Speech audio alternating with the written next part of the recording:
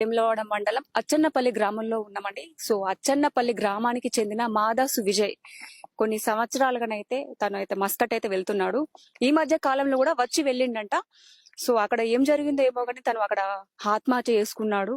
అందుకు గల కారణాలు కూడా మనం ఇక్కడ వారి కుటుంబ సభ్యులు మిత్రులు కూడా ఉన్నారు కాబట్టి తెలుసుకునే ప్రయత్నం అయితే చేద్దాం.